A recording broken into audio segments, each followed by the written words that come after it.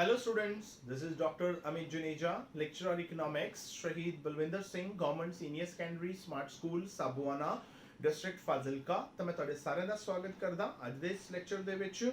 ਤਾਂ ਅੱਜ ਆਪਾਂ ਗੱਲ ਕਰਨੀ ਹੈ ਪੂਰਤੀ ਦੇ ਨਿਯਮ ਦੀਆਂ ਮਾਨਤਾਵਾਂ ਦੀ। ਤਾਂ ਆਪਾਂ ਆਪਣੇ ਲਾਸਟ ਲੈਕਚਰ 'ਚ ਗੱਲ ਕੀਤੀ ਸੀ ਕਿ ਬਹੁਤ ਸਾਰੇ ਅਜਿਹੇ ਤੱਤ ਹੋ ਸਕਦੇ ਨੇ ਜਿਹੜੇ ਕੀ ਕਰਨਗੇ, ਆਪਣੇ ਪੂਰਤੀ ਦੇ ਨਿਯਮ ਨੂੰ ਜਿਹੜਾ ਹੈ ਉਹ ਫੇਲ ਕਰਾਂਗੇ। ਤਾਂ ਆਪਾਂ ਕੀ ਕਰਨਾ ਹੈ, ਜਿਹੜੀਆਂ ਚੀਜ਼ਾਂ ਲੱਗਦਾ ਹੈ ਵੀ ਇਹ ਨਿਯਮ ਨੂੰ ਫੇਲ ਕਰਾ ਸਕਦੀਆਂ ਨੇ, ਮਤਲਬ ਜਿਹੜਾ ਕੀਮਤ ਤੇ ਪੂਰਤੀ ਦਾ ਸਿੱਧਾ ਸੰਬੰਧ ਜਿਹੜਾ ਹੈ ਉਸ ਨਿਯਮ ਨੂੰ ਫੇਲ ਕਰਾ ਸਕਦੀਆਂ ਨੇ, ਆਪਾਂ ਉਹਨਾਂ ਸਾਰੀਆਂ ਚੀਜ਼ਾਂ ਨੂੰ ਕੀ ਕਰਾਂਗੇ, ਪਹਿਲਾਂ ਹੀ ਸਥਿਰ ਮੰਨ ਲਾਂਗੇ ਕਿ ਲੋ ਜੀ ਇਹਨਾਂ ਤਾਂ ਬਦਲਾਵ ਹੀ ਨਹੀਂ ਹੁੰਦਾ। ਜੇ ਆਪਾਂ ਪਹਿਲਾਂ ਹੀ ਸਥਿਰ ਮੰਨ ਲਿਆ ਤਾਂ ਫਿਰ ਕੱਲ ਨੂੰ ਅਗਰ ਮੰਨ ਲਓ ਆਪਾਂ ਨੂੰ ਕੋਈ ਕਹਿੰਦਾ ਹੈ ਕਿ ਲੋ ਜੀ ਤੁਹਾਡਾ ਤਾਂ ਪੂਰਤੀ ਦਾ ਨਿਯਮ ਫੇਲ ਹੈ, ਮੈਂ ਕਹਾਂਗਾ ਦੇਖੋ ਜੀ ਪੂਰਤੀ ਦਾ ਨਿਯਮ ਫੇਲ ਨਹੀਂ ਹੈਗਾ, ਤੁਸੀਂ ਮੇਰੀਆਂ ਮਾਨਤਾਵਾਂ ਪੜੋ ਪਹਿਲਾਂ। ਮੈਂ ਇਹ ਚੀਜ਼ ਤਾਂ ਪਹਿਲੇ ਸਥਿਰ ਮੰਨ ਕੇ ਚੱਲਦਾ ਪਿਆ, ਜਿਹੜੀ ਚੀਜ਼ ਮੈਂ ਸਥਿਰ ਮੰਨ ਕੇ ਚੱਲਦਾ ਪਿਆ, ਅਗਰ ਤੁਸੀਂ ਉਹ ਚੀਜ਼ ਬਦਲੋਗੇ ਫਿਰ ਤਾਂ ਮੇਰਾ ਨਿਯਮ ਲਾਗੂ ਹੋਣਾ ਹੀ ਨਹੀਂ, ਕਿਉਂਕਿ ਮੈਂ ਤਾਂ ਆਪ ਮੰਨ ਕੇ ਚੱਲਦਾ ਪਿਆ ਵੀ ਜੇਕਰ ਇਹ ਵਾਲੀ ਚੀਜ਼ ਸਟੈਂਡ ਕਰੇਗੀ ਤਾਂ ਹੀ ਮੇਰਾ ਪੂਰਤੀ ਦਾ ਨਿਯਮ ਜਿਹੜਾ ਹੈ ਉਹ ਲਾਗੂ ਹੋਏਗਾ। ਜੇ ਇਹ ਵਾਲੀ ਚੀਜ਼ ਸਟੈਂਡ ਨਹੀਂ ਕਰੇਗੀ ਤਾਂ ਫਿਰ ਮੇਰਾ ਪੂਰਤੀ ਦਾ ਨਿਯਮ ਲਾਗੂ ਨਹੀਂ ਹੋਣ ਵਾਲਾ। ਤਾਂ ਹੁਣ ਪੂਰਤੀ ਦੇ ਨਿਯਮ ਦੀਆਂ ਮਾਨਤਾਵਾਂ ਕਿਹੜੀਆਂ ਹੋਣਗੀਆਂ? ਫਿਰ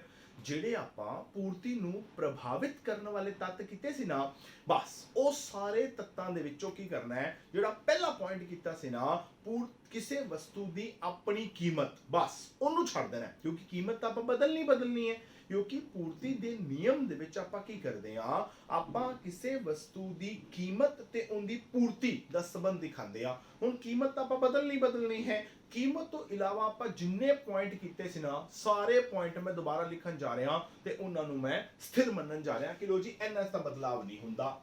ਪਹਿਲਾ, ਮੈਂ ਮੰਨ ਕੇ ਚੱਲਾਂ ਕਿ ਕਿਸੇ ਵਸਤੂ ਦੀ ਜਿਹੜੀ ਸਥਾਨਾਪੰਨ ਵਸਤੂ ਹੈ, ਕਿਸੇ ਵਸਤੂ ਦੀ ਸਥਾਨਾਪੰਨ ਵਸਤੂ ਦੀ ਕੀਮਤ ਵਿੱਚ ਬਦਲਾਵ ਨਹੀਂ ਹੋਣਾ ਚਾਹੀਦਾ। ਕਿਉਂ? ਕਿਉਂਕਿ ਮੈਨੂੰ ਪਤਾ ਹੈ ਵੀ ਜੇਕਰ ਮੰਨ ਲਓ ਕਿਸੇ ਵਸਤੂ ਦੀ ਸਥਾਨਾਪੰਨ ਵਸਤੂ ਦੀ ਕੀਮਤ ਬਦਲ ਗਈ, ਜਿਵੇਂ ਆਪਾਂ ਯਾਦ ਕਰੋ ਆਪਾਂ ਗੱਲ ਕੀਤੀ ਸੀ ਕਿ ਮੰਨ ਲਓ ਆਪਣੇ ਕੋਲ ਦੋ ਚੀਜ਼ਾਂ ਨੇ, ਇੱਕ ਆਪਣੇ ਕੋਲ ਹੈ ਕੋਕ, ਇੱਕ ਹੈ ਆਪਣੇ ਕੋਲ ਪੈਪਸੀ। ਮੰਨ ਲਓ ਮੈਂ ਮੰਨ ਲਿਆ ਕਿ ਮੇਰੀ ਵਸਤੂ ਪੈਪਸੀ ਹੈ, ਜੇਕਰ ਕੋਕ ਦੀ ਕੀਮਤ ਵਧੀ, ਠੀਕ, ਤਾਂ ਕੋਕ ਦੀ ਪੂਰਤੀ ਵਧੀ। ਮੈਂ ਮੰਨ ਲਿਆ ਕਿ ਮੇਰੀ ਵਸਤੂ ਦੀ ਕੀਮਤ ਨਹੀਂ ਬਦਲੀ, ਮੇਰੀ ਵਸਤੂ ਦੀ ਕੀਮਤ ਓਨੀ ਦੀ ਓਨੀ ਹੈ। ਹੁਣ ਜੇ ਕੋਕ ਦੀ ਕੀਮਤ ਵਧੀ ਹੈ ਤਾਂ ਕੋਕ ਦੀ ਪੂਰਤੀ ਵਧੇਗੀ। ਜੇ ਕੋਕ ਦੀ ਪੂਰਤੀ ਵਧੇਗੀ ਮਤਲਬ ਕੋਕ ਆਏਗੀ ਬਾਜ਼ਾਰ 'ਚ ਜ਼ਿਆਦਾ। ਜੇ ਕੋਕ ਬਾਜ਼ਾਰ ਜ਼ਿਆਦਾ ਆਏਗੀ ਤਾਂ ਕੋਕ ਮੇਰੀ ਵਸਤੂ ਦੀ ਥਾਂ ਤੇ ਵਰਤੀ ਜਾਏਗੀ, ਮਤਲਬ ਫਿਰ ਮੇਰੀ ਵਸਤੂ ਕੀ ਹੋਏਗਾ, ਬਾਜ਼ਾਰ ਦੇ ਵਿੱਚ ਘਟ ਆਏਗੀ।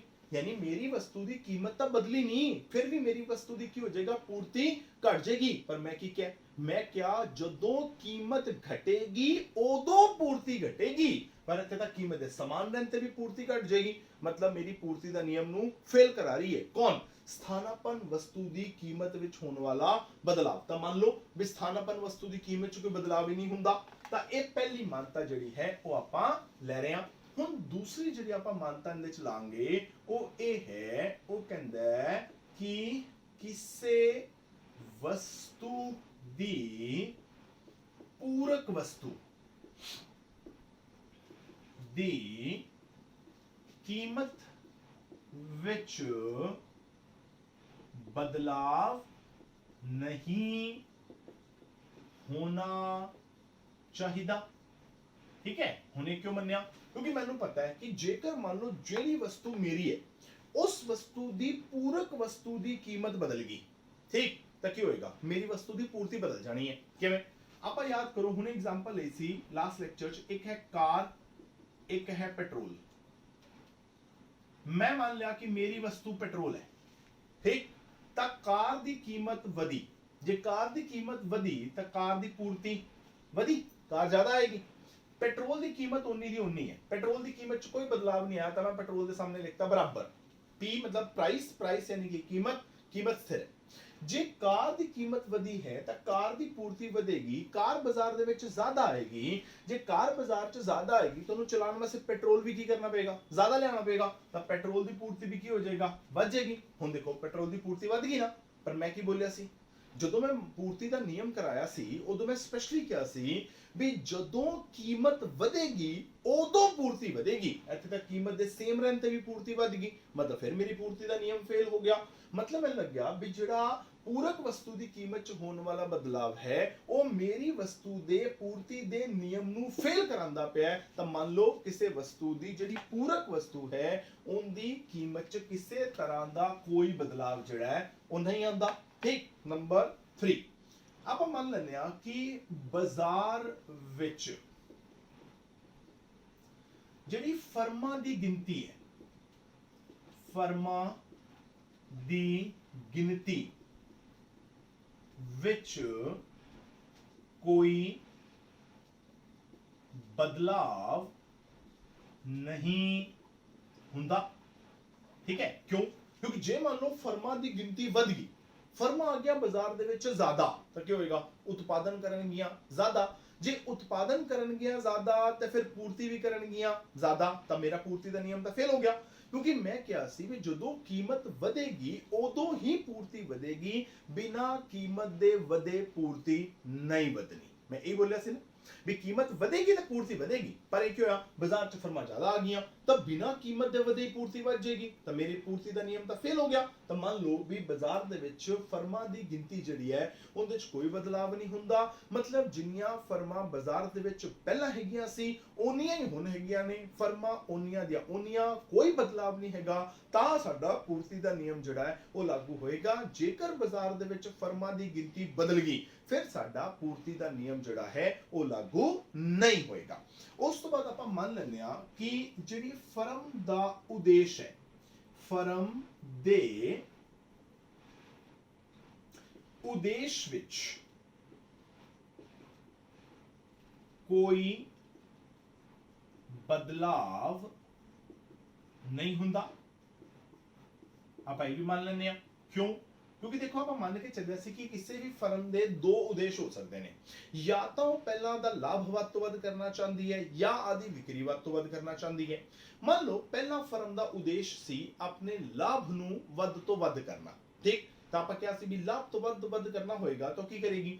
ਉਹ ਕੀਮਤ ਦੇ ਵਧਣ ਤੇ ਹੀ ਪੂਰਤੀ ਵਧਾਏਗੀ। ਠੀਕ, ਪਹਿਲਾ ਉਦੇਸ਼ ਹੈਗਾ ਸੀ ਲਾਭ ਨੂੰ ਵੱਧ ਤੋਂ ਵੱਧ ਕਰਨਾ, ਹੁਣ ਕਹਿੰਦੇ ਰਹਿਣ ਦਿਓ, ਛੱਡੋ ਪਰਾਂ, ਲਾਭ ਵੱਧ ਤੋਂ ਵੱਧ ਨਹੀਂ ਕਰਦੇ, ਵਿਕਰੀ ਵੱਧ ਤੋਂ ਵੱਧ ਕਰਦੇ ਆ, ਤਾਂ ਬਿਨਾਂ ਕੀਮਤ ਦੇ ਬਦਲੇ ਹੀ ਉਹ ਚੀਜ਼ਾਂ ਜ਼ਿਆਦਾ ਵੇਚਣ ਬਹਿ ਜਾਏਗੀ ਬਾਜ਼ਾਰ ਦੇ ਵਿੱਚ। ਤਾਂ ਮੈਂ ਤਾਂ ਕਿਹਾ ਸੀ ਕੀਮਤ ਵਧੇਗੀ ਤਾਂ ਪੂਰਤੀ ਵਧੇਗੀ, ਉਹ ਕਹਿੰਦੇ ਨਾ ਸਾਡਾ ਤਾਂ ਉਦੇਸ਼ ਹੀ ਚੇਂਜ ਹੋ ਗਿਆ ਜੀ, ਹੁਣ ਸਾਡਾ ਉਦੇਸ਼ ਆਦੀ ਵਿਕਰੀ ਨੂੰ ਵੱਧ ਤੋਂ ਵੱਧ ਕਰਨਾ ਹੈ, ਅਸੀਂ ਚੀਜ਼ਾਂ ਬਾਜ਼ਾਰ 'ਚ ਜ਼ਿਆਦਾ ਤੋਂ ਜ਼ਿਆਦਾ ਵੇਚਣੀਆਂ ਹੈ, ਅਸੀਂ ਕੀਮਤ ਦੀ ਪਰਵਾਹ ਨਹੀਂ ਕਰਨੀ। ਤਾਂ ਕੀ ਕਰੇਗੀ? ਉਹ ਤਾਂ ਸੇਮ ਕੀਮਤ ਤੇ ਵੀ ਬਾਜ਼ਾਰ 'ਚ ਜ਼ਿਆਦਾ ਚੀਜ਼ਾਂ ਵੇਚਣੀਆਂ ਸ਼ੁਰੂ ਕਰ ਦੇਗੀ। ਕੀ ਹੋਏਗਾ? ਪੂਰਤੀ ਦਾ ਨਿਯਮ ਫੇਲ ਹੋ ਜਾਏਗਾ। ਤਾਂ ਆਪਾਂ ਮੰਨ ਲੈਂਦੇ ਆ ਪਹਿਲਾਂ ਹੀ ਇਸ ਗੱਲ ਨੂੰ ਕਿ ਫਰਮ ਦਾ ਜੋ ਵੀ ਉਦੇਸ਼ ਹੈਗਾ ਉਹਦੇ 'ਚ ਕਿਸੇ ਤਰ੍ਹਾਂ ਦਾ ਕੋਈ ਬਦਲਾਵ ਜਿਹੜਾ ਹੈ ਉਹ ਨਹੀਂ ਆਂਦਾ। ਮਤਲਬ ਅਗਰ ਉਹਦਾ ਉਦੇਸ਼ ਜਿਹੜਾ ਹੈ ਪਹਿਲਾਂ ਲਾਭ ਨੂੰ ਵੱਧ ਤੋਂ ਵੱਧ ਕਰਨਾ ਸੀ ਤਾਂ ਹੁਣ ਵੀ ਉਹੀ ਹੈ, ਪਹਿਲਾਂ ਜਿਹੜਾ ਵਿਕਰੀ ਨੂੰ ਵੱਧ ਤੋਂ ਵੱਧ ਕਰਨਾ ਸੀ ਹੁਣ ਵੀ ਉਹੀ ਹੈ, ਕਿਸੇ ਤਰ੍ਹਾਂ ਦਾ ਕੋਈ ਬਦਲਾਵ ਜਿਹੜਾ ਹੈ ਉਸ ਫਰਮ ਦੇ ਉਦੇਸ਼ ਦੇ ਵਿੱਚ ਜਿਹੜਾ ਹੈ ਉਹ ਨਹੀਂ ਆਂਦਾ। ਫਿਰ ਆਪਾਂ ਮੰਨ ਲੈਂਦੇ ਹਾਂ ਕਿ ਜਿਹੜੀ ਉਤਪਾਦਨ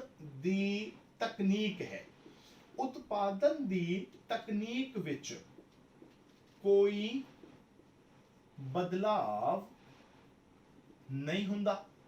ਠੀਕ ਹੈ, ਕਿਉਂਕਿ ਆਪਾਂ ਕਿਹਾ ਸੀ ਕਿ ਮੰਨ ਲਓ ਜੇ ਉਤਪਾਦਨ ਦੀ ਤਕਨੀਕ ਹੋਗੀ ਪਹਿਲਾਂ ਨਾਲੋਂ ਚੰਗੀ ਤਾਂ ਕੀ ਹੋਏਗਾ? ਉਤਪਾਦਨ ਜ਼ਿਆਦਾ ਹੋ ਜਾਏਗਾ। ਜੇ ਉਤਪਾਦਨ ਜ਼ਿਆਦਾ ਹੋਏਗਾ ਤਾਂ ਫਰਮਾਂ ਜਿਹੜਾ ਵਧਿਆ ਹੋਇਆ ਉਤਪਾਦਨ ਹੈ ਉਹਨਾਂ ਦੇ ਘਰੇ ਥੋੜੀ ਰੱਖਣਗੀਆਂ, ਕੀ ਕਰਨਗੀਆਂ? ਉਹਨੂੰ ਬਾਜ਼ਾਰ ਦੇ ਵੇਚਣਗੀਆਂ ਜਾ ਕੇ, ਤਾਂ ਉਹਦੇ ਨਾਲ ਕੀ ਹੋਏਗਾ? ਜਿਹੜੀ ਪੂਰਤੀ ਹੈ ਉਹ ਵੀ ਵੱਧ ਜਾਏਗੀ। ਤਾਂ ਹੁਣ ਜੇ ਮੰਨ ਲਓ ਉਤਪਾਦਨ ਦੀ ਤਕਨੀਕ ਵਧੀਆ ਹੋਈ ਤਾਂ ਉਤਪਾਦਨ ਜ਼ਿਆਦਾ ਤਾਂ ਪੂਰਤੀ ਜ਼ਿਆਦਾ, ਆਪਣਾ ਪੂਰਤੀ ਦਾ ਨਿਯਮ ਫੇਲ। ਤਾਂ ਆਪਾਂ ਮੰਨ ਲੈਂਦੇ ਹਾਂ ਕਿ ਉਤਪਾਦਨ ਦੀ ਤਕਨੀਕ 'ਚ ਕੋਈ ਬਦਲਾਅ ਵੀ ਨਹੀਂ ਹੁੰਦਾ। ਜੇ ਉਤਪਾਦਨ ਦੀ ਤਕਨੀਕ ਜੋ ਪਹਿਲਾਂ ਹੈਗੀ ਸੀ ਉਹੀ ਹੁਣ ਹੈ, ਉਹਦੇ 'ਚ ਕਿਸੇ ਤਰ੍ਹਾਂ ਦਾ ਕੋਈ ਚੇਂਜ ਜਿਹੜਾ ਹੈ ਉਹ ਨਹੀਂ ਹੈਗਾ।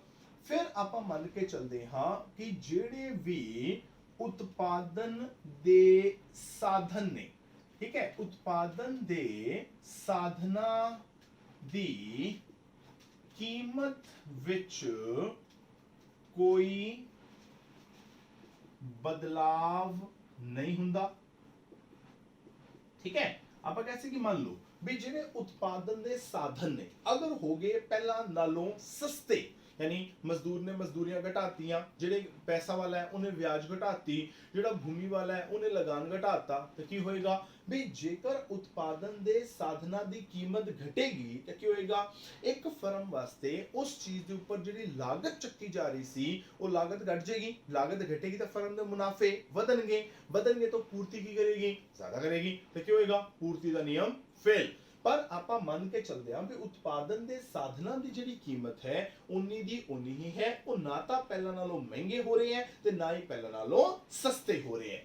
ਫਿਰ ਆਪਾਂ ਮੰਨ ਕੇ ਚੱਲਦੇ ਹਾਂ ਕਿ ਇਸ ਤੋਂ ਬਾਅਦ ਕਿ ਜਿਹੜੇ ਉਤਪਾਦਨ ਦੇ ਸਾਧਨ ਨੇ, ਠੀਕ ਹੈ, ਉਤਪਾਦਨ ਦੇ ਸਾਧਨਾਂ ਦੀ ਮੌਜੂਦਗੀ, ਮਤਲਬ ਉਤਪਾਦਨ ਦੇ ਸਾਧਨ ਕਿੰਨੀ ਮਾਤਰਾ ਦੇ ਵਿੱਚ ਉਪਲਬਧ ਨੇ, ਵਿੱਚ ਕੋਈ ਬਦਲਾਵ ਨਹੀਂ ਹੁੰਦਾ, ਠੀਕ ਹੈ, ਵੀ ਉਤਪਾਦਨ ਦੇ ਸਾਧਨਾਂ ਦੀ ਜਿਹੜੀ ਮੌਜੂਦਗੀ ਹੈ ਉਹ ਵੀ ਉਨੀ ਦੀ ਉਨੀ ਹੈ, ਉਹਦੇ ਵਿੱਚ ਵੀ ਕੋਈ ਬਦਲਾਵ ਨਹੀਂ ਹੁੰਦਾ। ਉਸ ਤੋਂ ਬਾਅਦ ਆਪਾਂ ਮੰਨ ਕੇ ਚੱਲਦੇ ਹਾਂ ਵੀ ਸਰਕਾਰ ਦੀ ਨੀਤੀ ਜਿਹੜੀ ਹੈ, ਸਰਕਾਰ ਦੀ ਨੀਤੀ ਵਿੱਚ ਕੋਈ ਬਦਲਾਵ ਨਹੀਂ ਹੁੰਦਾ, ਠੀਕ ਹੈ। मतलब जे मान लो भी सरकार दी नीति ਜਿਹੜੀ ਹੈ ਉਹ ਪਹਿਲਾਂ ਨਾਲੋਂ ਚੇਂਜ ਹੋ ਜਾਵੇ, ਸਰਕਾਰ ਕਵੇ ਕਿ ਚਲ ਠੀਕ ਹੈ ਯਾਰ ਪਹਿਲਾਂ ਲਾਇਸੈਂਸ ਰੱਖਿਆ ਹੋਇਆ ਸੀ ਅਸੀਂ ਲਾਇਸੈਂਸ ਖਤਮ ਕਰਦੇ ਹਾਂ, ਜਾਂ ਜਿੰਨਾ ਮਰਜ਼ੀ ਬਣਾ ਲੈ, ਤਾਂ ਕੀ ਹੋਏਗਾ, ਪੂਰਤੀ ਵੱਧ ਜਾਏਗੀ, ਹਾਲਾਂਕਿ ਕੀਮਤ ਨਹੀਂ ਵੀ ਬਦਲੀ ਹੋਏਗੀ ਤਾਂ ਵੀ ਪੂਰਤੀ ਵੱਧ ਜਾਏਗੀ। ਪਰ ਜੇ ਮੰਨ ਲਓ ਸਰਕਾਰ ਕਹਿੰਦੇ ਕਿ ਨਹੀਂ ਪਹਿਲਾਂ ਤੈਨੂੰ ਲਾਇਸੈਂਸ ਜਿਹੜਾ ਹੈ ਉਹਦੇ ਤੋਂ ਛੂਟ ਹੈਗੀ ਸੀ ਨਾ, ਹੁਣ ਤੈਨੂੰ ਲਾਇਸੈਂਸ ਲੈਣਾ ਪਏਗਾ, ਬਿਨਾਂ ਲਾਇਸੈਂਸ ਤੋਂ ਚੀਜ਼ ਨਹੀਂ ਬਣਾਉਣ ਦੇਣੀ, ਕੀ ਹੋਏਗਾ, ਤਾਂ ਸਰਕਾਰ ਕੀ ਕਰੇਗੀ, ਕੁਝ ਖਾਸ ਲੋਕਾਂ ਨੂੰ ਜਿਹੜਾ ਹੈ ਉਹੀ ਲਾਇਸੈਂਸ ਦੇਗੀ, ਸਾਰਿਆਂ ਨੂੰ ਲਾਇਸੈਂਸ ਨਹੀਂ ਦੇਗੀ। ਨਤੀਜਾ ਕੀ ਨਿਕਲੇਗਾ, ਮਤਲਬ ਕੁਝ ਖਾਸ ਲੋਕ ਹੀ ਜਿਹੜੇ ਨੇ ਉਹ ਚੀਜ਼ ਬਣਾ ਸਕਣਗੇ, ਪੂਰਤੀ ਕੀ ਹੋ ਜਾਏਗਾ, ਘਟ ਜਾਏਗੀ। ਤਾਂ ਕਹਿਣ ਦਾ ਮਤਲਬ ਇਹ ਹੈ ਵੀ ਜੇਕਰ ਸਰਕਾਰ ਦੀ ਨੀਤੀ ਬਦਲ ਗਈ ਤਾਂ ਤੁਹਾਡਾ ਪੂਰਤੀ ਦਾ ਨਿਯਮ ਫੇਲ ਹੋ ਜਾਣਾ ਹੈ। ਤਾਂ ਆਪਾਂ ਮੰਨ ਲੈਂਦੇ ਆ ਪਹਿਲਾਂ ਹੀ ਕਿ ਜੋ ਵੀ ਸਰਕਾਰ ਦੀ ਨੀਤੀ ਹੈ ਉਹਦੇ ਵਿੱਚ ਕਿਸੇ ਤਰ੍ਹਾਂ ਦਾ ਕੋਈ ਬਦਲਾਵ ਨਹੀਂ ਆਂਦਾ ਪਿਆ, ਮਤਲਬ ਨਾ ਤਾਂ ਸਰਕਾਰ ਪਹਿਲਾਂ ਨਾਲੋਂ ਲਾਇਸੈਂਸ ਜਾਰੀ ਕਰ ਰਹੀ ਹੈ ਤੇ ਨਾ ਹੀ ਉਹਨੂੰ ਕੈਨਸਲ ਕਰ ਰਹੀ ਹੈ, ਨਾ ਹੀ ਤਾਂ ਟੈਕਸ ਲਗਾ ਰਹੀ ਹੈ, ਨਾ ਹੀ ਉਹਦੇ ਸਬਸਿਡੀ ਦੇ ਰਹੀ ਹੈ, ਕੁਝ ਨਹੀਂ ਕਰ ਰਹੀ। ਜੋ ਹਾਲਾਤ ਪਹਿਲਾਂ ਚੱਲ ਰਹੇ ਸੀ ਸਰਕਾਰ ਦੀ ਨੀਤੀ ਦੇ ਉਹੀ ਹਾਲਾਤ ਹੁਣ ਵੀ ਚੱਲਦੇ ਪਏ ਨੇ। ਤਾਂ ਅਗਰ ਤੁਸੀਂ ਨੋਟ ਕਰੋ ਤਾਂ ਜਦੋਂ ਆਪਾਂ ਪੂਰਤੀ ਨੂੰ ਪ੍ਰਭਾਵਿਤ ਕਰਨ ਵਾਲੇ ਤੱਤਾਂ ਦੀ ਗੱਲ ਕੀਤੀ ਸੀ ਤਾਂ ਉਹਦੇ ਆਪਾਂ 9 ਤੱਤ ਕੀਤੇ ਸੀ ਵੀ ਪੂਰਤੀ ਨੂੰ 9 ਤੱਤ ਪ੍ਰਭਾਵਿਤ ਕਰਦੇ ਨੇ। ਉਹ 9 ਦੇ ਵਿੱਚੋਂ ਆਪਾਂ ਕੀ ਕੀਤਾ, ਜਿਹੜੀਆਂ ਮਾਨਤਾਵਾਂ ਲਈਆਂ, ਕਾਊਂਟ ਕਰੋ ਆਪਾਂ 8 ਮਾਨਤਾਵਾਂ ਲੈ ਲਈਆਂ। ਇੱਕ ਜਿਹੜਾ ਛੱਡਿਆ ਉਹ ਕਿਹੜਾ ਛੱਡਿਆ, ਉਹ ਛੱਡੀ ਵਸਤੂ ਦੀ ਆਪਣੀ ਕੀਮਤ। ਬਸ ਜਦੋਂ ਆਪਾਂ ਪੂਰਤੀ ਦੇ ਨਿਯਮ ਦੀਆਂ ਮਾਨਤਾਵਾਂ ਦੀ ਗੱਲ ਕਰਨੀ ਹੈ ਆਪਾਂ ਕੀ ਕਰਨਾ ਹੈ, ਸਿਰਫ ਤੇ ਸਿਰਫ ਆਪਾਂ ਉਹਦੇ ਵਿੱਚ ਕਿਸੇ ਵਸਤੂ ਦੀ ਪੂਰਤੀ ਦਾ ਉਸ ਵਸਤੂ ਦੀ ਕੀਮਤ ਦੇ ਨਾਲ ਸੰਬੰਧ ਦਿਖਾਣਾ ਹੈ। ਬਾਕੀ ਜਿੰਨੇ ਵੀ ਤੱਤ ਉਸ ਵਸਤੂ ਦੀ ਪੂਰਤੀ ਨੂੰ ਪ੍ਰਭਾਵਿਤ ਕਰ ਸਕਦੇ ਨੇ ਉਹਨਾਂ ਸਾਰੇ ਦੇ ਸਾਰੇ ਤੱਤਾਂ ਨੂੰ ਕੀ ਕਰਨਾ ਹੈ, ਆਪਾਂ ਸਥਿਰ ਮੰਨ ਲੈਣਾ ਹੈ। ਵੀ ਆਪਾਂ ਕਹਾਂਗੇ ਵੀ ਜੇਕਰ ਕਿਸੇ ਵਸਤੂ ਦੀ ਸਥਾਨਾਪੰਨ ਵਸਤੂ ਦੀ ਕੀਮਤ 'ਚ ਬਦਲਾਵ ਨਾ ਹੋਵੇ, ਜੇਕਰ ਕਿਸੇ ਵਸਤੂ ਦੀ ਪੂਰਕ ਵਸਤੂ ਦੀ ਕੀਮਤ 'ਚ ਬਦਲਾਵ ਨਾ ਹੋਵੇ, ਜੇਕਰ ਬਾਜ਼ਾਰ 'ਚ ਫਰਮਾਂ ਦੀ ਗਿਣਤੀ 'ਚ ਕੋਈ ਬਦਲਾਵ ਨਾ ਹੋਵੇ, ਜੇਕਰ ਫਰਮ ਦੇ ਉਦੇਸ਼ ਵਿੱਚ ਕੋਈ ਬਦਲਾਵ ਨਾ ਹੋਵੇ, ਜੇਕਰ ਉਤਪਾਦਨ ਦੀ ਤਕਨੀਕ ਵਿੱਚ ਕੋਈ ਬਦਲਾਵ ਨਾ ਹੋਵੇ, ਜੇ ਉਤਪਾਦਨ ਦੇ ਸਾਧਨਾਂ ਦੀ ਕੀਮਤ 'ਚ ਕੋਈ ਬਦਲਾਵ ਨਾ ਹੋਵੇ, ਜੇਕਰ ਉਤਪਾਦਨ ਦੇ ਸਾਧਨਾਂ ਦੀ ਮੌਜੂਦਗੀ ਵਿੱਚ ਕੋਈ ਬਦਲਾਵ ਨਾ ਹੋਵੇ, ਜੇਕਰ ਸਰਕਾਰ ਦੀ ਨੀਤੀ 'ਚ ਕੋਈ ਬਦਲਾਵ ਨਾ ਹੋਵੇ, ਫਿਰ ਸਾਡਾ ਪੂਰਤੀ ਦਾ ਨਿਯਮ ਜਿਹੜਾ ਹੈ ਉਹ ਲਾਗੂ ਹੋਏਗਾ। ਜੇਕਰ ਇਹਨਾਂ 'ਚ ਕਿਸੇ ਤਰ੍ਹਾਂ ਦਾ ਕੋਈ ਬਦਲਾਵ ਆ ਗਿਆ ਫਿਰ ਸਾਡਾ ਪੂਰਤੀ ਦਾ ਨਿਯਮ ਜਿਹੜਾ ਹੈ ਉਹ ਲਾਗੂ ਨਹੀਂ ਹੋਣ ਵਾਲਾ। ਤਾਂ ਇਹ ਸਾਰੀਆਂ ਕੀ ਹੋ ਜਾਣਗੀਆਂ, ਪੂਰਤੀ ਦੇ ਨਿਯਮ ਦੀਆਂ ਮਾਨਤਾਵਾਂ ਜਿਹੜੀਆਂ ਉਹ ਹੋ ਜਾਣਗੀਆਂ। ਤਾਂ ਆਪਾਂ ਇਹਦੇ ਨਾਲ ਹੀ ਮਿਲਦਾ ਜੁਲਦਾ ਇੱਕ ਟੌਪਿਕ ਹੋਰ ਕਰਾਂਗੇ ਹੁਣੇ ਹੀ। ਆਪਾਂ ਆਮ ਤੌਰ ਤੇ ਆਪਾਂ ਕਹਿ ਦਿੰਦੇ ਆ ਕਿ ਉਹਦਾ ਮਿਲਦਾ ਜੁਲਦਾ ਟੌਪਿਕ ਹੈ ਪਰ ਐਕਚੁਅਲੀ ਹੈਗਾ ਨਹੀਂ ਹੈ। ਆਮ ਤੌਰ ਤੇ ਬੱਚੇ ਨਾ ਇਹ ਦੋ ਟੌਪਿਕ ਦੇ ਵਿੱਚ ਕਨਫਿਊਜ਼ ਹੋ ਜਾਂਦੇ ਨੇ। ਤਾਂ ਆਪਾਂ ਉਸ ਚੀਜ਼ ਨੂੰ ਹੁਣ ਕਲੀਅਰ ਕਰਾਂਗੇ ਜਿਹਨੂੰ ਆਪਾਂ ਕਹਿੰਦੇ ਹਾਂ ਪੂਰਤੀ ਦੇ ਨਿਯਮ ਦੇ ਅਪਵਾਦ। ਠੀਕ ਹੈ, ਆਪਾਂ ਆਮ ਤੌਰ ਤੇ ਬੱਚੇ ਕੀ ਕਰਦੇ ਆ, ਪੂਰਤੀ ਦੇ ਨਿਯਮ ਦੇ ਜਿਹੜੇ ਅਪਵਾਦ ਨੇ ਤੇ ਜਿਹੜੇ ਪੂਰਤੀ ਦੇ ਨਿਯਮ ਦੀਆਂ ਮਾਨਤਾਵਾਂ ਨੇ ਦੋਨੋਂ ਇੱਕੋ ਸਮਝ ਲੈਂਦੇ ਨੇ ਵੀ ਪੂਰਤੀ ਦੇ ਨਿਯਮ ਦੇ ਅਪਵਾਦ ਤੇ ਪੂਰਤੀ ਦੇ ਨਿਯਮ ਦੀਆਂ ਮਾਨਤਾਵਾਂ ਇੱਕੋ ਹੀ ਗੱਲ ਹੈ। ਪਰ ਇੱਕੋ ਗੱਲ ਨਹੀਂ ਹੈਗੀ, ਦੋਨਾਂ 'ਚ ਬਹੁਤ ਫਰਕ ਹੈ। ਪੂਰਤੀ ਦੇ ਨਿਯਮ ਦੀਆਂ ਜਦੋਂ ਮਾਨਤਾਵਾਂ ਦੀ ਗੱਲ ਕੀਤੀ ਜਾਂਦੀ ਹੈ ਉਦੋਂ ਆਪਾਂ ਉਹਨਾਂ ਸਾਰੀਆਂ ਚੀਜ਼ਾਂ ਦੀ ਗੱਲ ਕਰਦੇ ਆ ਜਿਹੜੀਆਂ ਆਪਾਂ ਆਪਣੇ ਪੂਰਤੀ ਦੇ ਨਿਯਮ ਨੂੰ ਫੇਲ ਹੋਣ ਤੋਂ ਬਚਾਉਣ ਵਾਸਤੇ ਜਿਹੜੇ ਆਪਾਂ ਨੂੰ ਜ਼ਰੂਰੀ ਨੇ। ਜੇ ਹੁਣੇ ਆਪਾਂ ਗੱਲ ਕੀਤੀ ਵੀ ਆਪਾਂ ਕਿਹਾ ਵੀ ਜੇ ਮੰਨ ਲਓ 8 ਗੱਲਾਂ ਸਟੈਂਡ ਕਰਨਗੀਆਂ ਤਾਂ ਸਾਡਾ ਪੂਰਤੀ ਦਾ ਨਿਯਮ ਲਾਗੂ ਹੋਏਗਾ। ਮਤਲਬ ਆਪਾਂ ਕੀ ਕਰ ਰਹੇ ਹਾਂ, ਜਿਹੜੀਆਂ ਪੂਰਤੀ ਦੇ ਨਿਯਮ ਦੀਆਂ ਮਾਨਤਾਵਾਂ ਨੇ ਉਹਨਾਂ ਦੁਆਰਾ ਆਪਾਂ ਆਪਣੇ ਪੂਰਤੀ ਦੇ ਨਿਯਮ ਨੂੰ ਬਚਾ ਰਹੇ ਹਾਂ ਵੀ ਆਪਾਂ ਉਹਨੂੰ ਫੇਲ ਨਹੀਂ ਹੋਣ ਦੇਣਾ। ਪਰ ਜਦੋਂ ਆਪਾਂ ਗੱਲ ਕਰਦੇ ਹਾਂ ਪੂਰਤੀ ਦੇ ਨਿਯਮ ਦੇ ਅਪਵਾਦ ਕੀ ਹੁੰਦਾ ਹੈ? ਅਪਵਾਦ ਨੂੰ ਆਪਾਂ ਇੰਗਲਿਸ਼ ਵਿੱਚ ਕਹਿੰਦੇ ਆ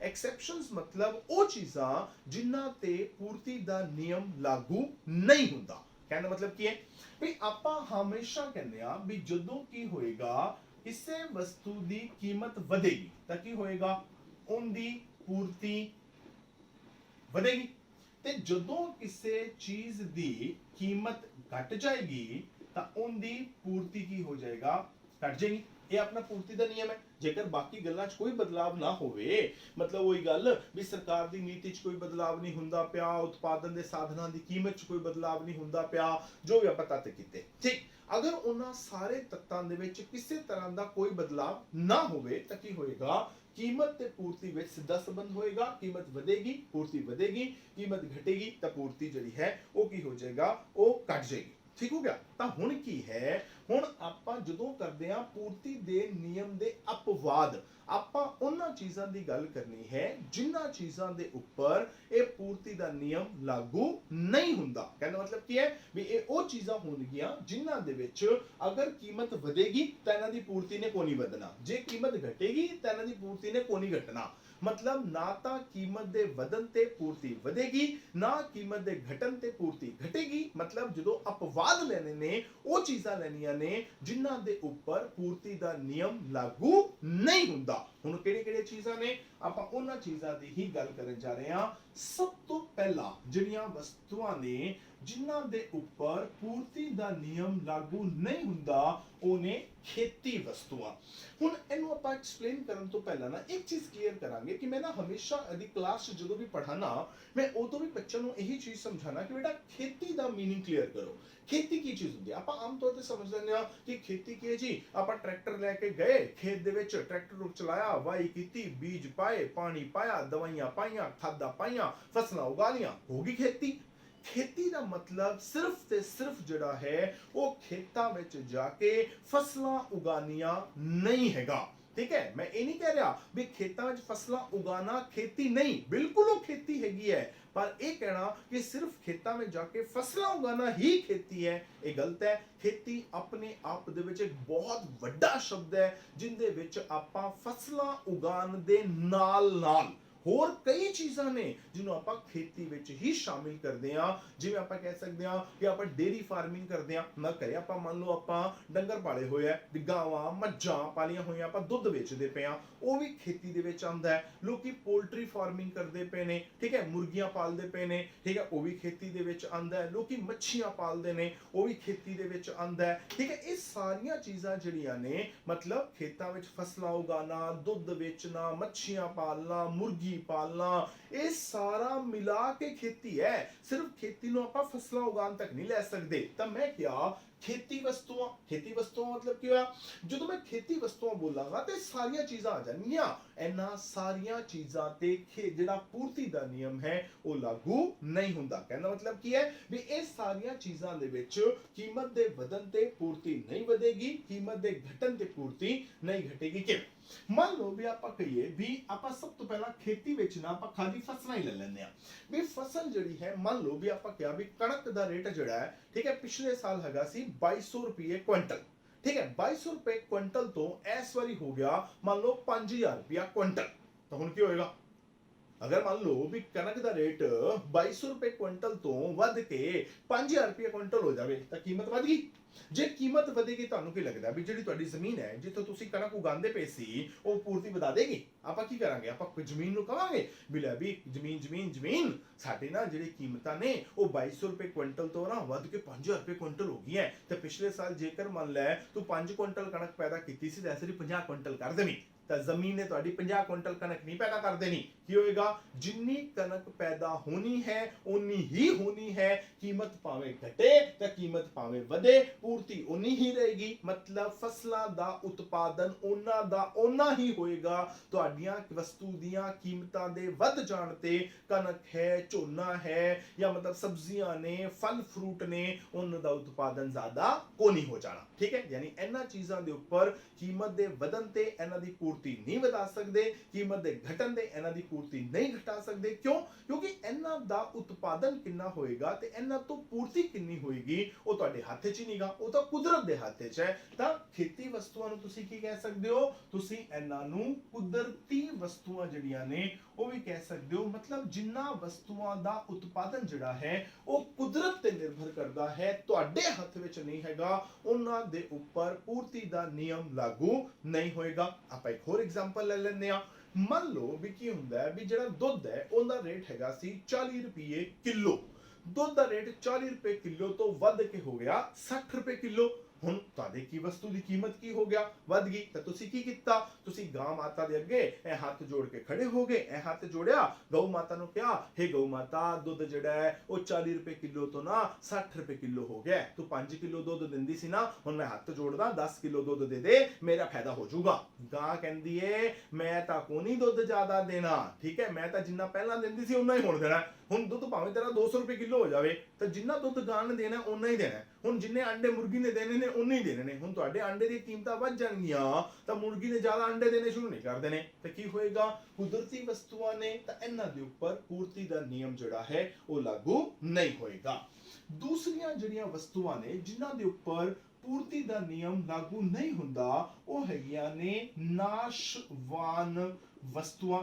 ਨਾਸ਼ਵਾਨ ਵਸਤੂਆਂ ਕਿਹੜੀਆਂ ਹੁੰਦੀਆਂ ਨੇ? ਇਹ ਜਿਹੀਆਂ ਵਸਤੂਆਂ ਜਿਹੜੀਆਂ ਬੜੀ ਜਲਦੀ ਖਰਾਬ ਹੋ ਜਾਂਦੀਆਂ ਨੇ। ਇਹਨਾਂ 'ਚ ਆਪਾਂ ਇਹਨਾਂ ਵਸਤੂਆਂ ਨੂੰ ਹੀ ਸ਼ਾਮਿਲ ਕਰ ਸਕਦੇ ਹਾਂ। ਮੰਨ ਲਓ ਦੁੱਧ ਹੈ, ਠੀਕ ਹੈ, ਜੇ ਮੰਨ ਲਓ ਵੀ ਇੱਕ ਦੋਧੀ ਹੈ, ਮੰਨ ਲਓ, ਠੀਕ, ਇੱਕ ਦੋਧੀ ਨੇ ਕੁਝ ਘਰਾਂ ਵਿੱਚ ਦੁੱਧ ਲਾਇਆ ਹੋਇਆ ਹੈ, ਠੀਕ, ਮੰਨ ਲਓ ਉਹ ਇੱਕ ਦਿਨ ਦੇ ਵਿੱਚ ਜਿਹੜਾ ਹੈ 50 ਕਿਲੋ ਦੁੱਧ ਵੇਚਦਾ ਹੈ, ਠੀਕ। ਜੇ ਮੰਨ ਲਓ ਦੁੱਧ ਦੀ ਕੀਮਤ ਵੱਧ ਜਾਵੇ, ਉਹ ਕੀ ਕਰੇਗਾ? ਉਹ ਜ਼ਿਆਦਾ ਦੁੱਧ ਨਹੀਂ ਲੈ ਕੇ ਆਏਗਾ। ਕਿਉਂ? ਉਹਨੂੰ ਪਤਾ ਹੈ ਵੀ ਜੇ ਮੰਨ ਲਓ ਮੈਂ 2 ਘਰਾਂ ਤੋਂ ਹੋਰ ਵੀ ਦੁੱਧ ਇਕੱਠਾ ਕਰ ਲਿਆ, ਮੰਨ ਲਓ ਪਿੰਡਾਂ 'ਚ ਗਿਆ ਦੁੱਧ ਇਕੱਠਾ ਕਰਨ ਵਾਸਤੇ, ਵੀ ਪਿੰਡਾਂ ਤੋਂ ਦੁੱਧ ਲਿਆਂਦਾ, ਸ਼ਹਿਰਾਂ ਵਿੱਚ ਲਿਆ ਕੇ ਦੁੱਧ ਵੇਚਿਆ, ਪਿੰਡਾਂ ਤੋਂ 50 ਕਿਲੋ ਦੁੱਧ ਜਿਹੜਾ ਉਹ ਲੈ ਕੇ ਆ ਰਿਹਾ ਸੀ ਤੇ 50 ਕਿਲੋ ਦੁੱਧ ਅੱਗੇ ਸ਼ਹਿਰਾਂ ਦੇ ਵਿੱਚ ਉਹ ਵਰਤਾ ਦਿੰਦਾ ਸੀ। ਮੰਨ ਲਓ ਦੁੱਧ ਦੀ ਕੀਮਤ ਵੱਧ ਜਾਂਦੀ ਹੈ, ਉਹ ਕਹਿੰਦਾ ਲੈ ਵੀ ਅੱਗੇ ਪਿੰਡਾਂ ਤੋਂ 50 ਕਿਲੋ ਦੁੱਧ ਇਕੱਠਾ ਕਰਦਾ ਸੀ, ਮੰਨ ਲਓ 2 ਡੇਅਰੀਆਂ ਦੇ ਹੋਰ ਚਲਾ ਜਾਵਾਂਗਾ ਪਿੰਡਾਂ ਦੇ ਵਿੱਚ, ਮੰਨ ਲਓ 60 ਕਿਲੋ ਦੁੱਧ ਇਕੱਠਾ ਕਰ ਲੈਣਾ ਤਾਂ ਬਾਜ਼ਾਰ 'ਚ ਮੈਂ 60 ਕਿਲੋ ਵੇਚ ਲਾਂਗਾ ਕਿਉਂਕਿ ਰੇਟ ਵੱਧ ਗਿਆ, ਮੈਨੂੰ ਮੁਨਾਫੇ ਹੋ ਰਹੇ ਨੇ। ਪਰ ਜੇ ਅਗਰ ਉਹਨੇ ਐਵੇਂ ਕੀਤਾ, ਸ਼ਾਮ ਨੂੰ ਮੰਨ ਲਓ ਉਹਦਾ 5 ਕਿਲੋ ਦੁੱਧ ਵੀ ਨਾ ਵਿਕਿਆ ਨਾ ਤਾਂ ਉਹਦੀ ਸਾਰੇ ਦਿਨ ਦੀ ਕਮਾਈ ਗਈ ਪਾਣੀ ਦੇ ਵਿੱਚ। ਤਾਂ ਉਹ ਕੀ ਕਰੇਗਾ?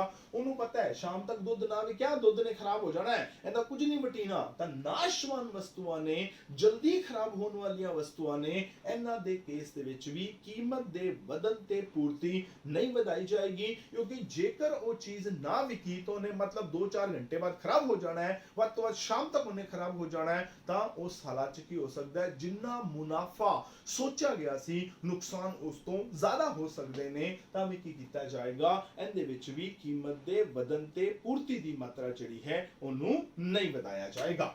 ਉਸ ਤੋਂ ਬਾਅਦ ਨੰਬਰ 3 ਜਿਹੜੀਆਂ ਵਸਤੂਆਂ ਆਉਂਦੀਆਂ ਨੇ ਜਿਨ੍ਹਾਂ ਦੇ ਉੱਪਰ ਪੂਰਤੀ ਦਾ ਨਿਯਮ ਲਾਗੂ ਨਹੀਂ ਹੁੰਦਾ, ਉਹ ਹੁੰਦੀਆਂ ਨੇ ਸ਼ਾਨੋ ਸ਼ੌਕਤ ਦੀਆਂ ਵਸਤੂਆਂ।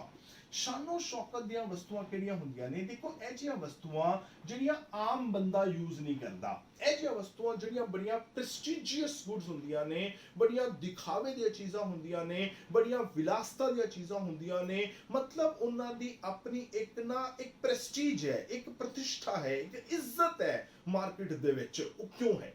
ਉਹ ਇਸ ਕਰਕੇ ਹੈ ਕਿਉਂਕਿ ਉਹ ਬੜੀ ਲਿਮਟਿਡ ਅਮਾਉਂਟ ਦੇ ਵਿੱਚ ਚੀਜ਼ਾਂ ਜਿਹੜੀਆਂ ਉਹ ਬਾਜ਼ਾਰ 'ਚ ਭੇਜਦੇ ਨੇ। ਉਹਨਾਂ ਨੂੰ ਪਤਾ ਹੈ ਵੀ ਜੇ ਇਹ ਚੀਜ਼ ਅਸੀਂ ਆਮ ਕਰਤੀ, ਹਰੇਕ ਬੰਦੇ ਵਾਸਤੇ ਕਰਤੀ ਤਾਂ ਕੀ ਹੋਏਗਾ? ਲੋਕਾਂ ਨੇ ਸਾਡੀ ਚੀਜ਼ ਦੀ ਇੱਜ਼ਤ ਹੀ ਨਹੀਂ ਕਰਨੀ। ਤਾਂ ਕੀ ਕਰਦੇ ਨੇ? ਉਹ ਆਦੀਆਂ ਚੀਜ਼ਾਂ ਇੱਕ ਫਿਕਸ ਅਮਾਉਂਟ ਦੇ ਵਿੱਚ ਹੀ ਬਾਜ਼ਾਰ ਦੇ ਵਿੱਚ ਭੇਜਦੇ ਨੇ। ਬਸ ਉਹ ਕਹਿੰਦੇ ਨੇ ਕੀਮਤ ਭਾਵੇਂ ਜਿੰਨੀ ਮਰਜ਼ੀ ਵੱਧ ਜਾਵੇ, ਅਸੀਂ ਇੱਕ ਫਿਕਸ ਅਮਾਉਂਟ ਤੋਂ ਜ਼ਿਆਦਾ ਚੀਜ਼ ਬਾਜ਼ਾਰ 'ਚ ਵੇਚਣੀ ਨਹੀਂ, ਤਾਂ ਕਿ ਸਾਡੀ ਚੀਜ਼ ਦੀ ਜਿਹੜੀ ਰਿਸਪੈਕਟ ਹੈ ਲੋਕਾਂ ਦੇ ਵਿੱਚ, ਉਸ ਚੀਜ਼ ਜਿਹੜੀ क्यूरियोसिटी है, उत्सुकता है, ਜਿਹੜੀ ਇੱਛਾ ਹੈ ਲੋਕਾਂ ਦੇ ਵਿੱਚ ਉਹ ਬਣੀ ਰਵੇ, ਕਿਉਂਕਿ ਜੇ ਇਹ ਚੀਜ਼ ਸਾਰੇ ਲੋਕਾਂ ਦੇ ਹੱਥ 'ਚ ਆ ਗਈ ਨਾ ਫਿਰ ਸਾਡੀ ਚੀਜ਼ ਦੀ ਕੋਈ ਔਕਾਤ ਨਹੀਂ ਰਹਿ ਜਾਣੀ, ਕੋਈ ਬੁੱਕਤ ਨਹੀਂ ਰਹਿ ਜਾਣੀ। ਉਹ ਕੀ ਕਰਨਗੇ, ਉਹ ਇੱਕ ਲਿਮਿਟ ਤੋਂ ਜ਼ਿਆਦਾ ਪੂਰਤੀ ਕਰਨਗੇ ਨਹੀਂ। ਠੀਕ ਹੋ ਗਿਆ। ਬੜੀਆਂ ਸਾਰੀਆਂ ਚੀਜ਼ਾਂ ਨੇ ਇਸ ਤਰ੍ਹਾਂ ਦੀਆਂ, ਜਿਵੇਂ ਆਪਾਂ ਮਰਸੀਡੀਜ਼ ਕਾਰ ਦੀ ਐਗਜ਼ਾਮਪਲ ਲੈ ਲਈ। ਹੁਣ ਮਰਸੀਡੀਜ਼ ਜਿਹੜੀ ਹੈ ਉਹ ਇੱਕ ਫਿਕਸ ਅਮਾਉਂਟ ਦੇ ਵਿੱਚ ਹੀ ਕਾਰਾਂ ਬਣਾਉਂਦੀ, ਇਸ ਤੋਂ ਜ਼ਿਆਦਾ ਉਹ ਬਣਾਉਂਦੀ ਨਹੀਂ। ਅਗਰ ਉਹਦੀ ਕੀਮਤ ਵੱਧ ਵੀ ਜਾਏਗੀ ਉਹ ਜ਼ਿਆਦਾ ਕਾਰਾਂ ਨਹੀਂ ਬਣਾਏਗੀ। ਕਿਉਂ ਨਹੀਂ ਬਣਾਏਗੀ? ਉਹਨੂੰ ਪਤਾ ਹੈ ਕਿ ਮਰਸੀਡੀਜ਼ ਸ਼ਾਨੋ ਸ਼ੌਕਤ ਹੈ, ਲੋਕਾਂ ਨੂੰ ਲੱਗਦਾ ਹੈ ਰॉयल रॉयस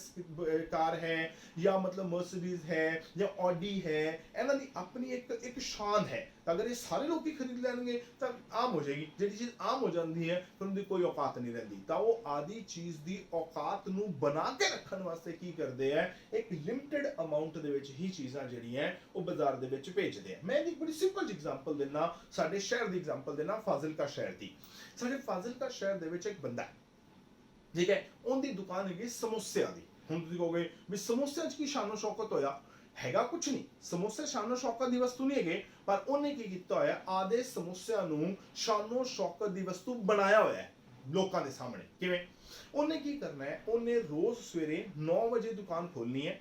ਇੱਕ ਫਿਕਸ ਅਮਾਉਂਟ ਦੇ ਵਿੱਚ ਹੀ ਉਹਨੇ ਕੀ ਕਰਨਾ ਹੈ, ਘਰੋਂ ਕੱਚੇ ਸਮੋਸੇ ਜਿਹੜੇ ਨੇ ਉਹ ਲੈ ਕੇ ਆਣੇ ਨੇ। ਠੀਕ?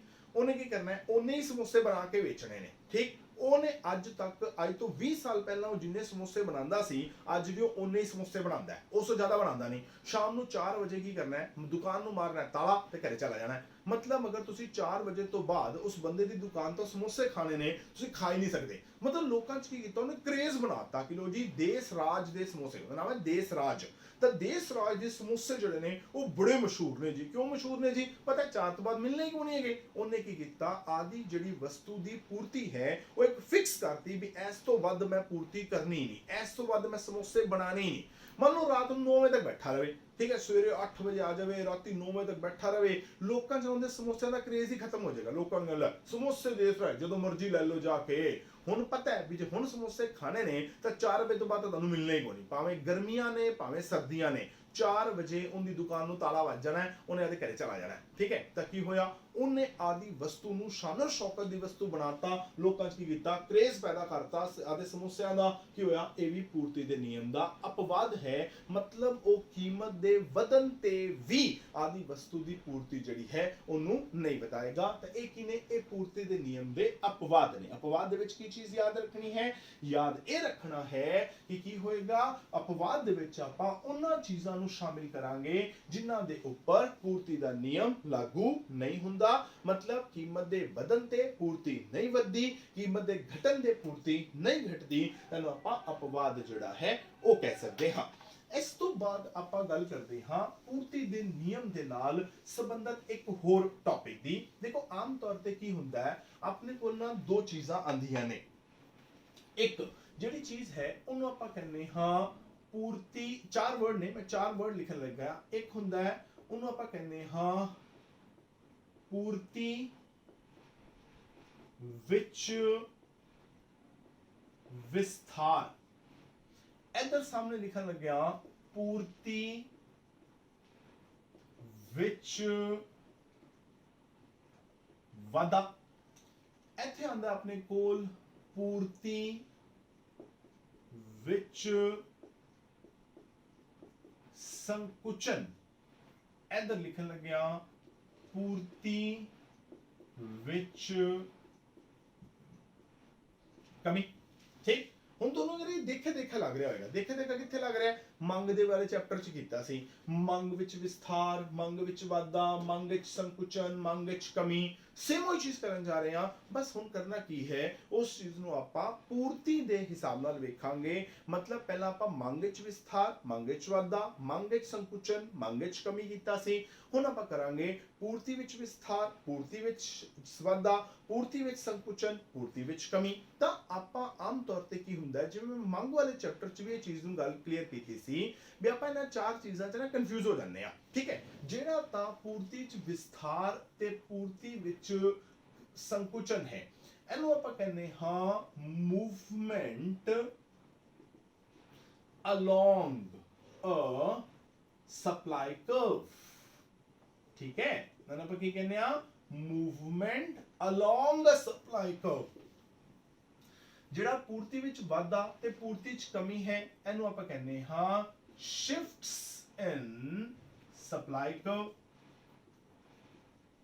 यानी ਜਦੋਂ ਕੀ ਹੋਏਗਾ ਪੂਰਤੀ ਵਿੱਚ ਵਿਸਥਾਰ ਹੋਏਗਾ ਜਾਂ ਪੂਰਤੀ ਵਿੱਚ ਸੰਕੁਚਨ ਹੋਏਗਾ ਉਦੋਂ ਕੀ ਹੋਏਗਾ ਜੋ ਤੁਹਾਡੀ ਮੂਵਮੈਂਟ ਹੈ ਮਤਲਬ ਜੋ ਤੁਸੀਂ ਚੇਂਜ ਕਰੋਗੇ ਆਪਣੇ ਆਪ ਨੂੰ ਮਤਲਬ ਆਪਣੀ ਇੱਕ ਪੋਜੀਸ਼ਨ ਤੋਂ ਦੂਜੀ ਪੋਜੀਸ਼ਨ ਤੇ ਜਾਓਗੇ ਕੀ ਹੋਏਗਾ ਉਹ ਕੀ ਹੋਏਗਾ along a supply curve along a supply curve ਇੱਕ मतलब ਇੱਕ ਸਪਲਾਈ ਕਰਵ ਦੇ along मतलब ਉੱਪਰ मतलब ਕੀ ਹੋਏਗਾ ਇੱਕ ਪੂਰਤੀ ਵਕਰ ਹੋਏਗੀ ਆ ਵਾਲੀ ਜਦੋਂ ਪੂਰਤੀ ਚ ਵਿਸਥਾਰ ਹੋਏਗਾ ਜਾਂ ਸੰਕੁਚਨ ਹੋਏਗਾ ਤੁਸੀਂ ਕੀ ਕਰੋਗੇ ਮੰਨ ਲਓ ਤੁਸੀਂ S ਪੂਰਤੀ ਵਕਰ ਮੰਨ ਲਓ SS ਹੈ ਇਹਨੇ A ਪੁਆਇੰਟ ਤੇ ਹੋ ਠੀਕ ਹੈ A ਤੋਂ ਕਿੱਥੇ ਚਲੇ ਜਾਓਗੇ B ਤੇ ਚਲੇ ਜਾਓਗੇ ਜਾਂ ਕੀ ਹੋਏਗਾ A ਤੋਂ B ਤੇ ਜਾਓਗੇ ਜਾਂ B ਤੋਂ A ਤੇ ਆਓਗੇ मतलब जो भी ਤੁਹਾਡੀ मूवमेंट रहेगी ਉਹ ਇੱਕੋ ਹੀ ਪੂਰਤੀ ਵਕਰ ਤੇ ਰਹੇਗੀ मतलब ਤੁਸੀਂ ਆਪਣੀ ਪੂਰਤੀ ਵਕਰ ਜਿਹੜੀ ਹੈ ਉਹਨੂੰ ਛੱਡ ਕੇ ਕਿਸੇ ਹੋਰ ਪੂਰਤੀ ਵਕਰ ਤੇ ਜਿਹੜਾ ਹੈ ਉਹ ਨਹੀਂ ਜਾਓਗੇ ਪਰ ਅਗਰ ਆਪਾਂ ਇੱਧਰ ਦੇਖੀਏ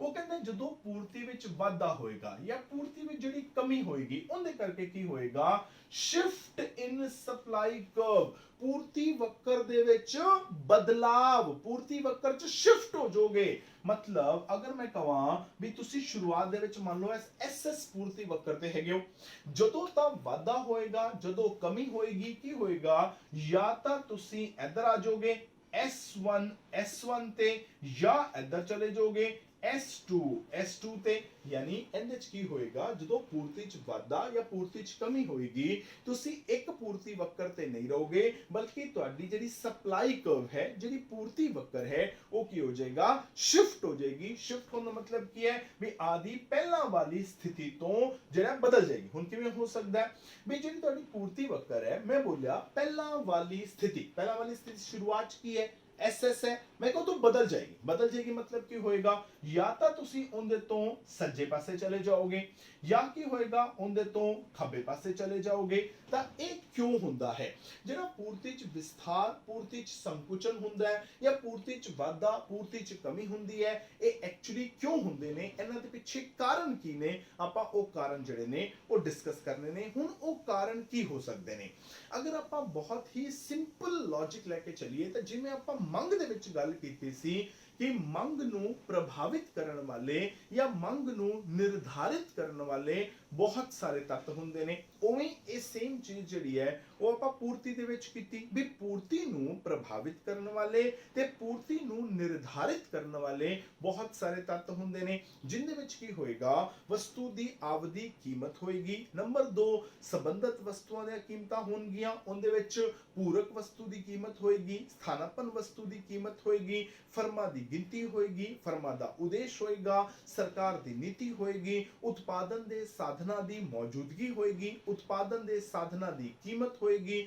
ਉਸ ਤੋਂ ਬਾਅਦ ਤਕਨੀਕ ਦੇ ਵਿੱਚ ਬਦਲਾਵ ਹੋਏਗਾ ਤਾਂ ਬੜੇ ਸਾਰੇ ਤੱਤ ਨੇ ਜਿਹੜੇ ਕਿਸੇ ਵਸਤੂ ਦੀ ਪੂਰਤੀ ਜਿਹੜੀ ਹੈ ਉਹਨੂੰ ਪ੍ਰਭਾਵਿਤ ਕਰ ਸਕਦੇ ਨੇ ਜਦੋਂ ਆਪਾਂ ਕੀ ਕਰਾਂਗੇ ਪੂਰਤੀ ਚ ਵਿਸਥਾਰ ਜਾਂ ਪੂਰਤੀ ਚ ਸੰਕੁਚਨ ਜਾਂ ਪੂਰਤੀ ਚ ਵਾਧਾ ਪੂਰਤੀ ਚ ਕਮੀ ਕਰਾਂਗੇ ਆਪਾਂ ਇਹਨਾਂ ਸਾਰੇ ਤੱਤਾਂ ਨੂੰ ਕੀ ਕਰਾਂਗੇ ਦੋ ਹਿੱਸਿਆਂ ਦੇ ਵਿੱਚ ਜਿਹੜਾ ਹੈ ਉਹ ਵੰਡ ਦਿਆਂਗੇ ਜਿਹੜਾ ਇੱਕ ਹਿੱਸਾ ਰਹੇਗਾ ਉਹ ਰਹੇਗਾ ਕੀਮਤ ਇੱਕ ਹਿੱਸੇ ਦੇ ਵਿੱਚ ਆਪਾਂ ਬਾਕੀ ਸਾਰੇ ਤੱਤ ਜਿਹੜੇ ਨੇ ਉਹ ਪਾ ਦੇਣੇ ਨੇ ਸਾਰੇ ਤੱਤ मतलब ਉਹਦੇ ਸੰਬੰਧਿਤ ਵਸਤੂਆਂ ਦੀਆਂ ਕੀਮਤਾਂ ਵੀ ਆ ਜਾਣਗੀਆਂ ਤੇ ਜਿਹੜੀ ਉਤਪਾਦਨ ਦੇ ਸਾਧਨਾਂ ਦੀ ਕੀਮਤ ਵੀ ਆ ਜਾਏਗੀ ਤੇ ਉਹਨਾਂ ਦੀ ਮੌਜੂਦਗੀ ਵੀ ਆ ਜਾਏਗੀ ਸਰਕਾਰ ਦੀ ਨੀਤੀ ਵੀ ਆ ਜਾਏਗੀ ਫਰਮਾਂ ਦੀ ਗਿਣਤੀ ਵੀ ਆ ਜਾਏਗੀ ਠੀਕ ਹੈ ਜੋ ਕੁਝ ਵੀ ਹੈ ਸਾਰਾ ਇੱਕ ਪਾਸੇ ਤਾਂ ਵਸਤੂ ਦੀ ਕੀਮਤ ਖਾਲੀ ਉਸ ਵਸਤੂ ਦੀ ਆਪਣੀ ਕੀਮਤ ਇੱਕ ਪਾਸੇ ਪਾ ਦੇਵਾਂਗੇ ਤੇ ਬਾਕੀ ਸਾਰੇ ਤੱਤ ਕੀ ਕਰਾਂਗੇ ਦੂਜੇ ਪਾਸੇ ਪਾ ਦੇਵਾਂਗੇ मतलब ਜਿਹੜੇ ਪੂਰਤੀ ਨੂੰ ਨਿਰਧਾਰਿਤ ਜਾਂ ਪ੍ਰਭਾਵਿਤ ਕਰਨ ਵਾਲੇ ਤੱਤ ਨੇ ਉਹ ਦੋ ਹਿੱਸਿਆਂ ਵਿੱਚ ਵੰਡੇ ਜਾਣਗੇ